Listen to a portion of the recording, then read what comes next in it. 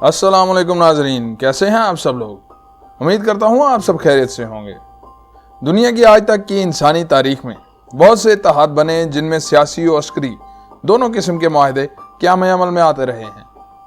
آج ہم آپ کو ایسے ہی ایک اتحاد کے بارے میں معلومات فراہم کریں گے جس کو دنیا نیٹو کے نام سے جانتی ہے۔ ہم آپ کو بتائیں گے کہ نیٹو کب اور کیوں عمل میں آئی اور کون کون سے ممالک اس کے رکن ہیں، اور افغانستان پر حملے کے لیے امریکہ نے کس طرح نیٹو ارکان کو راضی کیا۔ میں ہوں آپ کا میزبان محمد عمر پرویز اور آپ دیکھ رہے ہیں ہمارا YouTube channel heaven of knowledge. آگے بڑھنے سے پہلے آپ سے گزارش ہے کہ ہمارے چینل کو سبسکرائب کریں اور ساتھ موجود بیل آئیکن کو پریس کریں تاکہ ہماری ہر نئی آنے والی ویڈیو کا نوٹیفیکیشن آپ کو بر وقت مل سکے۔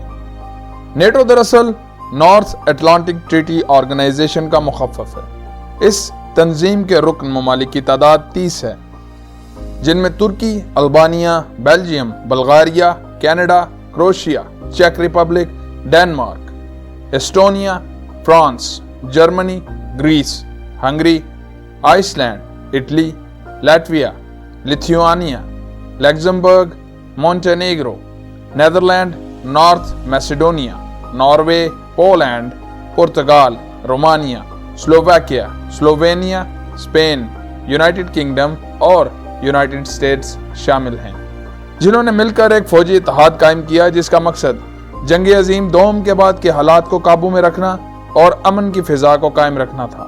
یہ معاہدہ 4 اپریل 1949 میں دستخط کیا گیا۔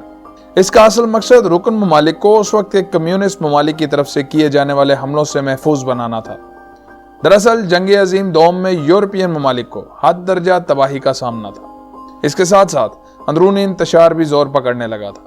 ایسے میں حالات کو بہتر بنانے کے لیے انہیں کسی سہارے کی ضرورت تھی، جو کہ انہیں امریکہ نے نیٹو کی تشکیل کے ذریعے دیا۔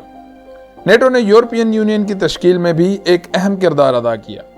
نیٹو کی تشکیل سے تباہ حال یورپی ممالک کو بیرونی حملوں سے بچنے کے لیے فوجی استعداد بڑھانے کی ضرورت نہیں رہی تھی، اور اب وہ اپنی معیشت کو بہتر بنانے اور اندرونی معاملات کو قابو کرنے کی طرف توجہ مرکوز کر سکتے تھے۔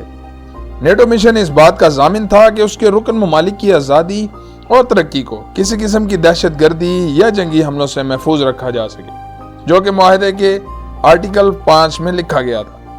یہاں یہ بات قابل غور ہے کہ نیٹو فورس صرف کسی دوسرے ملک کی طرف سے کیے جانے والے حملے کے خلاف اپنے رکن ممالک کا ساتھ دے گی، مگر اندرونی معاملات یا رکن ممالک کی طرف سے چھیڑی گئی کسی جنگ کا حصہ نہیں بنے گی۔ جیسا کہ آپ سب جانتے ہیں، روس اور امریکہ میں ہمیشہ سے دنیا کی سربراہی کی جنگ جاری رہی ہے، اور اسی غرض سے پہلے روس نے مختلف علاقوں پر حملے کیے جن میں یورپین علاقے بھی شامل تھے، مگر نیٹو کے قیام کے بعد روس کو کافی حد تک ان حملوں سے روک دیا گیا۔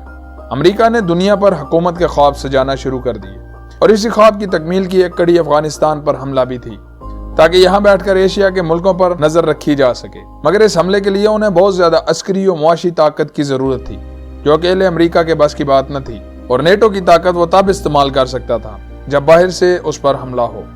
9/11 کا حملہ ہوا، جس کی بنا پر نیٹو کے تمام ممالک کو اس کا ساتھ دینا پڑا، اور امریکہ ایک بڑی جنگ چھیڑنے کی پوزیشن میں آ گیا۔ یہ الگ بات ہے کہ بعد کے حالات نے یہ ثابت کیا کہ افغانستان پر حملہ ایک بہت غلط حکمت عملی تھی، جس کے بعد دنیا میں دہشت گردی کی ایسی لہر آئی کہ ابھی تک ختم نہ ہو سکی، اور اس دہشت گردی کا الزام بھی مسلم ممالک پر لگایا گیا، جو کہ سب سے زیادہ اس کا شکار تھے۔ مگر اگر دیکھا جائے تو ان تمام دہشت گرد حملوں کے پیچھے دنیا کی بڑی بڑی طاقتیں تھیں، مگر ان کے خلاف بولے تو کون؟ کوئی اکیلا ملک تو ایسی جسارت کر نہیں سکتا۔ ہاں، مستقبل میں اگر کوئی ایسا اتحاد بن جائے تو کچھ کہا نہیں جا سکتا۔ امید کرتا ہوں میری یہ ویڈیو آپ کو ضرور پسند آئی ہوگی۔ کمنٹ سیکشن میں اپنی رائے سے ضرور آگاہ کیجیے گا، اور اس ویڈیو کو اپنے دوستوں کے ساتھ شیئر کریں۔ جلد ملتے ہیں ایک نئی اور معلوماتی ویڈیو کے ساتھ، تب تک کے لیے اللہ حافظ۔